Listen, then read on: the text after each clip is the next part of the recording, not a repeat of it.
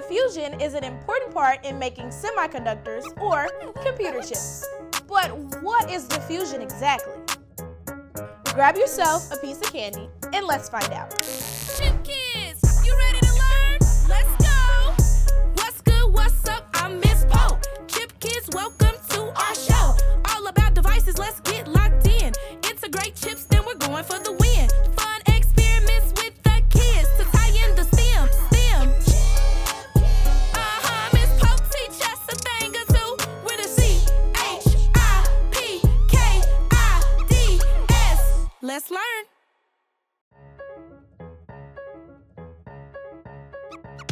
Diffusion is the movement of molecules from areas of high concentration to low concentration. I think some of the colors from the candy going to disappear and go inside the water. I think that when you put the candy on the plate and once you've put them in a circle and you put the water on them, it'll start to diffuse the candy and the color will start coloring the water. I just had a test on this. The candy is a high concentration of sugar and coloring, so the molecules will gradually move toward the plain water. First, you'll take your sugar-coated candies and place them on your plate in a circle. We're going to put the candy around inside the circle. When I put the water in, it's going to make like one of those poopy brown colors. Can I eat the rest? Then you'll take your water and pour just enough on the plate to touch the bottom of the candy.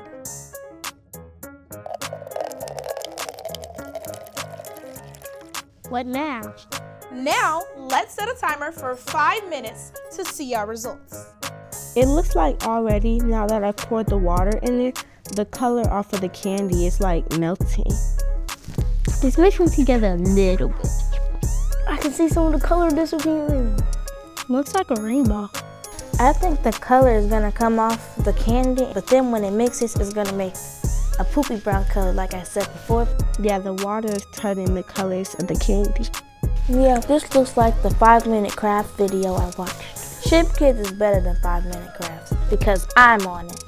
I think the colors are moving towards the center. I actually see it expanding more. I think it actually might hit the middle of it. And you said this process is called diffusion? Give them a closer look, AP. Building microelectronic devices like transistors on a microchip allows us to change what the microchip can do. Some chips do calculations, others store data, but each device is made a little differently.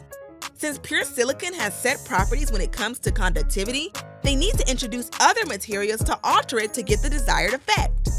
Diffusion is where molecules move from a high concentration to low concentration. One example of diffusion is how sodas go flat after being opened.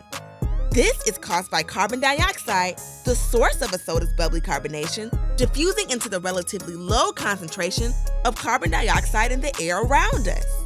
With microchips, we can expose a semiconductor like silicon to gas or liquid, containing other elements to chemically alter the composition of the wafer. Combined with other approaches like photolithography and etching, engineers can build different kinds of devices.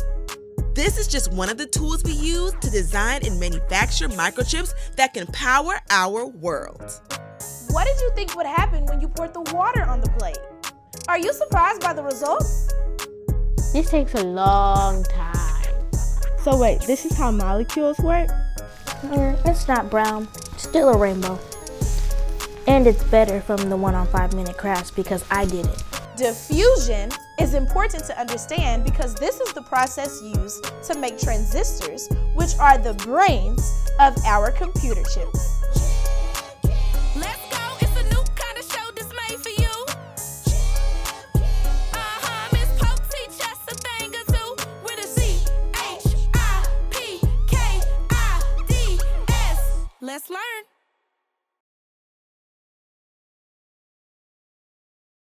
Chip Kids.